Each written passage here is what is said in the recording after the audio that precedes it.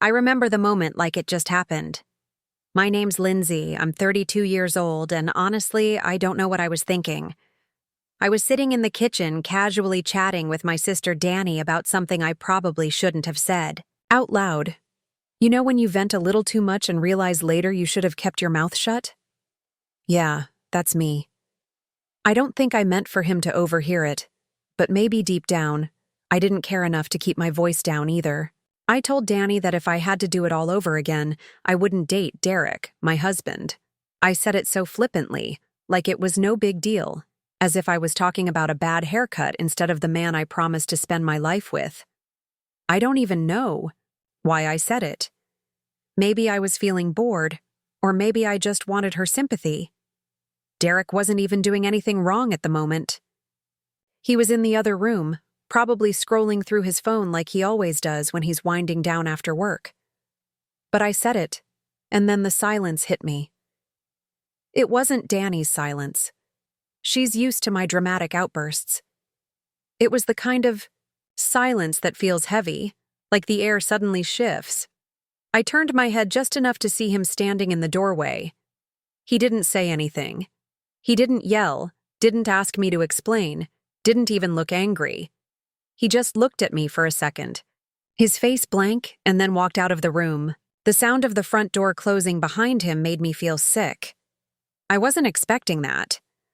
Honestly, I thought he'd argue, or at least get mad. But leaving? That wasn't his style. Derek's always been the calm one, the patient one, the one who balances out my, let's just call it, energy. I didn't think he'd actually leave, though. I mean, it wasn't like I said I hated him or that I was gonna leave him. It was just venting, right? Isn't that what people do with their sisters? You say things you don't mean because they get it. They're supposed to. Danny didn't even know what to say. She just looked at me with this wide-eyed expression like she couldn't believe I'd said it either. But instead of admitting I messed up, I doubled down. I laughed it off, said, "He'll be fine. He's just being dramatic." I don't know why I said that. Maybe because if I admitted I was wrong, I'd have to deal with the guilt, and I didn't feel like doing that in the moment. Hours went by, and he didn't come back. I called him once, and when he didn't answer, I texted him, "You okay?"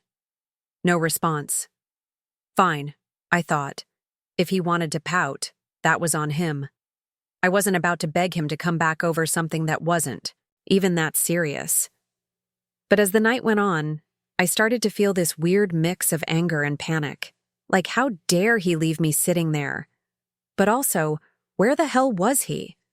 Was he trying to teach me a lesson, or what? I stayed up until midnight, scrolling through TikTok and pretending I wasn't waiting for him to walk back through the door. He didn't.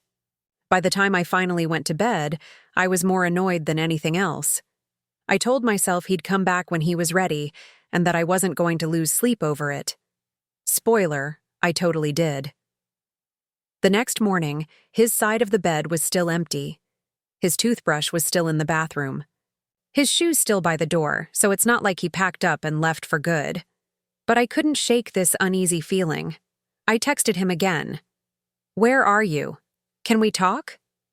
Still nothing. At this point, I started to worry. Not because I felt bad, but because I didn't like being ignored. I'm not the kind of person who deals well with a silent treatment. If there's a problem, I need to talk about it, hash it out, and move on. But Derek? He's more of a let-it-simmer kind of guy, and it drives me crazy. I told Danny about it, and she said, "Maybe you should apologize." Apologize? For what? For being honest? For saying what I was feeling in the moment? I didn't see why I should have. To grovel just because he happened to overhear a private conversation. He shouldn't have been eavesdropping, I said, trying to justify it to myself more than to her. But even as the words came out, they felt hollow. By the end of the day, I was starting to get really irritated. Like, who does he think he is, making me stress out like this? If he had a problem with what I said, he could have stayed and talked to me about it like an adult. Instead, he ran off, leaving me to feel like the bad guy. Okay, maybe I am the bad guy. But still, it's not like I said anything that wasn't true. Sometimes I do wonder if I'd be happier if we'd never gotten together. That's not the same as saying I don't love him, right? But as much as I tried to convince myself I was in the right, a small part of me started to wonder if this time I'd pushed him too far. Derek's always been the kind of guy who lets me take the lead, who goes along with whatever I want, even when I know he doesn't always agree. I guess I'd started to take that for granted. I always assumed he'd be there no matter what. But now, for the first time, I wasn't so sure. The hours kept ticking by and still, no word from him. I tried calling his mom, but she hadn't heard from him either. That's when I started to feel really uneasy. What if he wasn't just mad? What if something had happened to him? But then again, Derek's not the type to get reckless or do something stupid. If anything, he's the most predictable person I know. That's part of what makes him so frustrating sometimes. By the time it got dark, I was spiraling. I didn't know if I should be mad, worried, or just over it. I wanted to text him again, but I didn't want to seem desperate. So instead, I sat there staring at my phone, waiting for it to light up with a message that never came. The next day came and went, and Derek was still gone. I told myself to stay calm, but every time I heard a car outside, my heart jumped. I kept checking my phone, refreshing my texts like an idiot as if I'd missed his reply somehow. Nothing, not a single word. At this point, my irritation was taking over. Who does that? Who just leaves and doesn't tell their wife where they're going? It was immature, plain and simple. But then, as I sat there staring at my coffee, the thought hit me. What if he was really done this time? Like, what if I had finally pushed him past the point of no return? It wasn't a thought I liked entertaining, but the more I tried to brush it off, the more it stuck. Derek wasn't like this. He didn't do silent treatments or games. If he was gone, there was a reason, and maybe it was bigger than I wanted to admit. Around noon, Danny called to check on me. "Have you heard from him yet?" she asked, her voice softer than usual, like she was trying not to spook me. "No," I snapped. "And honestly, it's ridiculous. He's the one making this a big deal, not me." "Linz," she said carefully, "you kind of made it a big deal first. I wanted to hang up on her. You're supposed to be on my side," I said instead. But even as I said it, I felt a sting of guilt. She wasn't wrong, not entirely. Maybe I had made it a big deal, but it wasn't like I'd planned to hurt him. It was just, I didn't think he'd take it that hard. It's not like I told him I was leaving, or that I didn't love him. People vent all the time. He was just being too sensitive. By the time evening rolled around, I'd convinced myself I needed to stop waiting. If he wasn't going to come back on his own, I'd go find him. I called his mom again, but she still hadn't heard from him. I tried a couple of his friends too, but either they were covering for him or they really didn't know. One of them, Mark, sounded genuinely surprised when I asked if Derek had been in touch. "Everything okay with you two?" he asked, and I had to bite back the urge to snap at him. "Yeah, fine," I said quickly. "Just checking." After that, I drove around for an hour, not really knowing where to go. Derek wasn't the type to hang out at bars or crash on a friend's couch without saying anything. He was steady, predictable. So where the hell was he? When I got home, there was still no sign of him. His toothbrush, his shoes, they were like ghosts, reminding me he should have been there. I stood in the kitchen for what felt like forever, staring at the front door and willing it to open. But it didn't. The house was too quiet, and I hated it. I started scrolling through our bank account, half out of curiosity and half out of desperation to feel like I was doing something. That's when I saw it.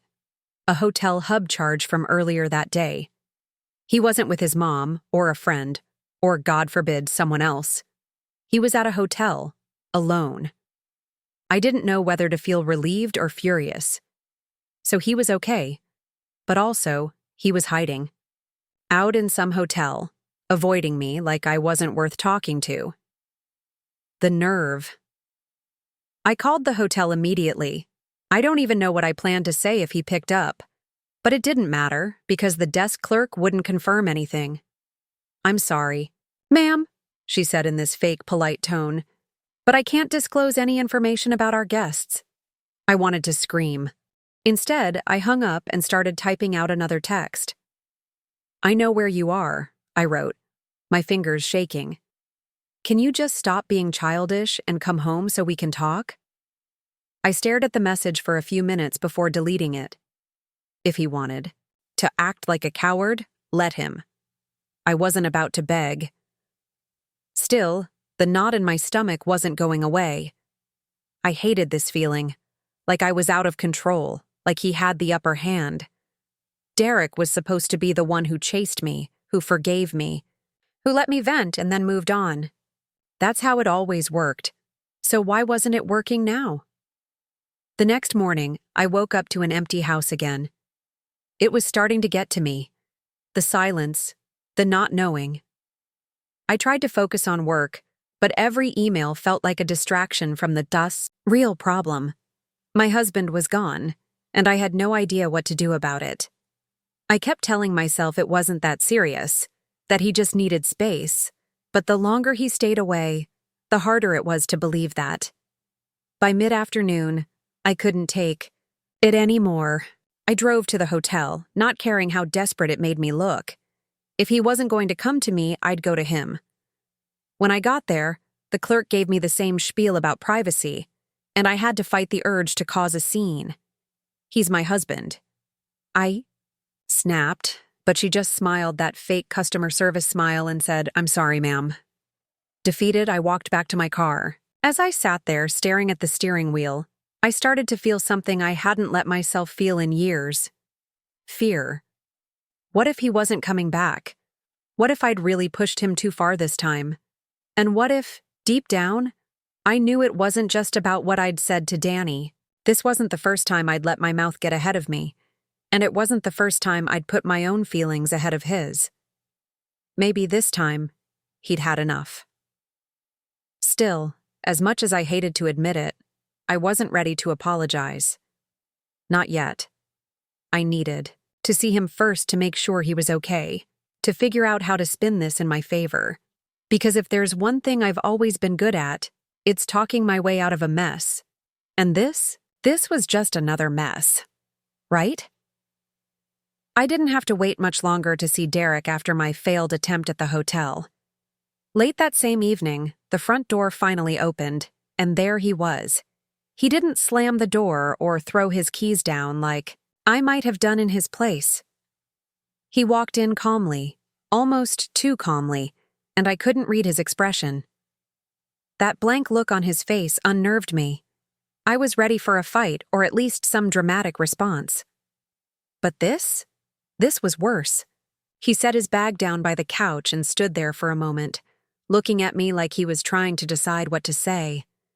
For a second, I thought he might just walk upstairs without a word. But instead, he spoke. "We need to talk," he said. His voice, steady, almost cold. "Yeah, no kidding," I snapped back, folding my arms across my chest. I was already defensive, even though I knew I should have been the one to apologize.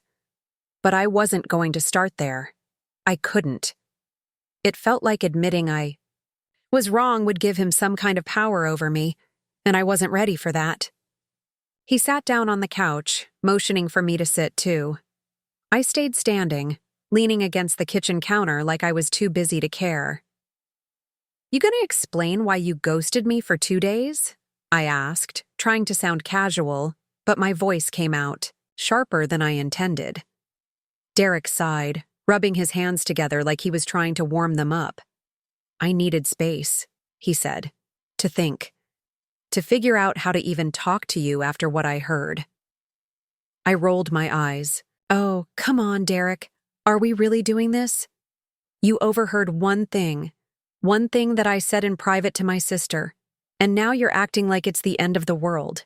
It wasn't just one thing, Lindsay. His voice rising slightly, though he quickly brought it back down. You said you'd never date me now. That if you could go back, you wouldn't choose me. Well, maybe I wouldn't. I shot back before I could stop myself. The words hung in the air, and for a moment I regretted them. But then I doubled down. You've changed, Derek. We both know it. You're not the same guy I married.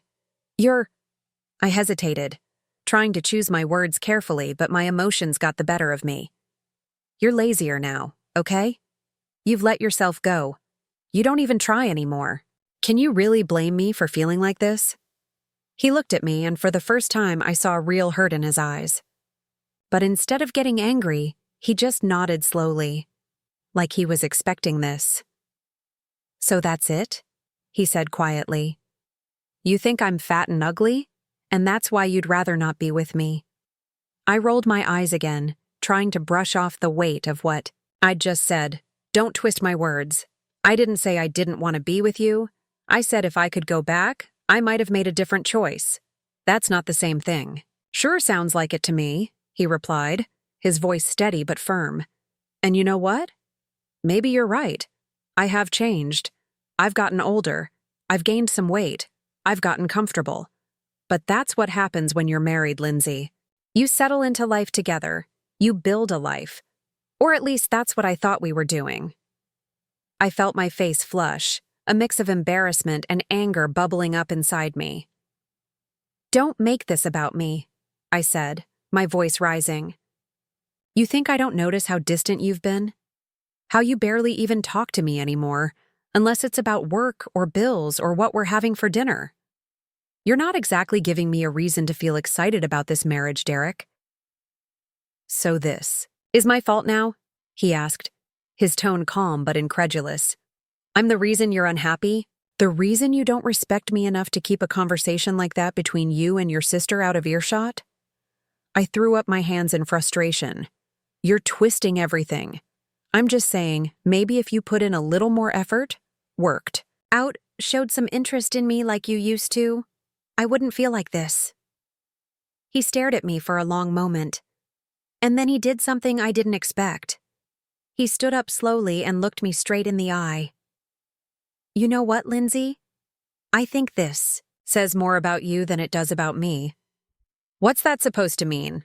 I snapped, feeling a sudden surge of panic. He wasn't yelling. He wasn't fighting back the way I'd expected. He was calm, and somehow that made me feel even smaller. It means, he said, his voice steady, that you don't see what you have. You've got someone who's been here for you, through all of your impulsive decisions, your habits, your ups and downs, someone who's never judged you for any of it. And instead of appreciating that, you look for reasons to tear me down.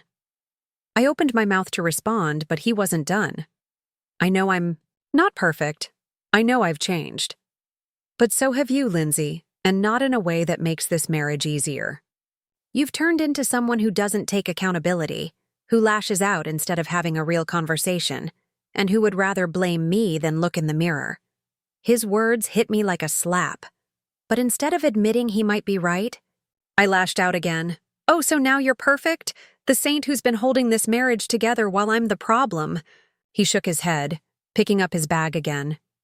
No, I'm not perfect. But at least I'm trying to be better, Lindsay. I'm done standing here and letting you make me feel like I'm not enough. If you can't see the value in me anymore, maybe we need to take a step back. I froze. What are you saying? I'm saying I need more than this, he said, gesturing between us. And if you're not willing to work on it, then maybe I shouldn't be here anymore. He didn't yell. He didn't slam the door on his way out. He just walked out, leaving me standing there, stunned and more confused than ever. Over the next few weeks, reality hit me hard. Derek didn't come back, not even for his mail. Every time I walked into the house, the emptiness felt heavier. It wasn't just that he was gone physically. It was the silence, the absence of his presence that cut the deepest. I started reaching out to him more, trying to test the waters. The responses I got were polite, but distant. Hope you're doing okay? I'll come by this weekend to grab my things. That was it. No warmth, no opening for conversation. He wasn't cruel, but it was clear that he was done being vulnerable with me. The weekend came and I dreaded seeing him. When he walked through the door, he looked different. His shoulders seemed broader, his posture straighter. He'd trimmed his beard, and it actually looked good, clean, purposeful. He even smelled different, like he'd started using cologne. I hated to admit it, but he looked better than I'd seen him in years. "Hey," I said awkwardly, standing by the kitchen counter as he came in. "Hey," he replied, giving me a small nod but nothing more. He didn't ask how I was doing, didn't try to make small talk. Instead, he went straight to the bedroom and started packing his things into boxes. I followed him, unsure of what to say but desperate to break the silence. "Derek, can we talk?" I asked, my voice softer than usual. He didn't stop packing. "About what?" I hesitated. "About us." He paused, looking at me with an expression I couldn't quite read. "What about us, Lindsay? You made it pretty clear how you feel." "I didn't mean it like that," I said quickly, stepping closer. "I was upset. I wasn't thinking." He shook his head and went back to packing. "No, Lindsay, you were thinking. You just didn't think I'd hear it." The lump in my throat grew. "I didn't mean to hurt you." "But you did," he said firmly, finally looking at me. "And it's not just about that one conversation. It's everything. The way you talk to me, the way you treat me. It's like I'm never good enough for you." I felt tears sting my eyes, but I forced myself to stay composed. I was wrong. I know I was. But we can fix this. We've been through worse, right? He let out a small, bitter laugh. "Have we? Because I don't think we've ever been through this, Lindsay. I don't think I've ever felt this disrespected, this unwanted. And the worst part? I stayed. I kept trying. Even when you made it clear you didn't appreciate me. That's on me. I let it get this far." His words hit like a punch to the gut. I wanted to argue, to tell him he was wrong, but I couldn't. Deep down, I knew he wasn't. "So what? That's it? You're giving up on us?" My voice cracked, and I hated how desperate I sounded. "I'm not giving up," he said, his tone steady. "I'm choosing myself for once. I'm done trying to prove my worth to someone who doesn't see it." I stared at him, my mind racing. This wasn't how it was supposed to go. He was supposed to forgive me, to tell me we'd figure it out together. But instead, he was standing there, calm and resolved, like he'd already made his decision. "I can change," I said, my voice barely above a whisper. "I'll do better. I'll be better." He sighed, setting down the box he was holding. "Lindsay, I hope you do, not for me, but for yourself. But I can't be the one who waits around for you to figure it out. I've spent years trying to make you happy, and all I've gotten in return is criticism and resentment. I deserve better." His words stung more than I thought they would. I felt the tears spill over, and for once I didn't try to hide them. "I don't want to lose you," I said, my voice breaking. "Please, Derek, we can fix this." He looked at me for a long moment, and for a brief second, I thought I saw something flicker in his eyes. Pity, maybe, or regret. But then he shook his head. "I've already lost too much of myself trying to fix this," he said quietly. "I can't do it anymore." He picked up the box and walked out of the room, leaving me standing there, my heart shattering into pieces. I wanted to chase after him, to beg him to stay, but I knew it wouldn't make a difference. He was done, and for the first time, I realized I might really lose him for good. Over the next few days, I tried to distract myself. I threw myself into work, went out with friends, anything to avoid being alone in the house. But no matter what I did, the emptiness followed me. Derek wasn't just gone physically, he'd taken a piece of me with him. A month later, I saw him again. He was at a coffee shop, sitting at a table with a woman I didn't recognize. She was pretty, not stunning, but she had this natural, effortless kind of beauty. They were laughing, and he looked happy. Happier than I'd seen him in years. I wanted to march over there, to interrupt their little moment, and remind him that I was still his wife. But I didn't. I just stood there, watching from a distance, feeling the weight of my own mistakes. This was my fault. I had pushed him away, torn him down, and now he was moving on without me. When he saw me, his smile faded for a second, but he didn't look angry or upset. He just gave me a small nod, like an acknowledgement, and then went back to his conversation. It was like I was already a memory to him, something he'd moved past. As I walked out of the coffee shop, I felt the full weight of my choices settle over me. I had spent so much time blaming him, picking at his flaws, that I hadn't seen how much he was giving me. And now, it was too late. For the first time in my life, I felt truly alone. And for the first time, I realized that it wasn't Derek who had failed me. It was me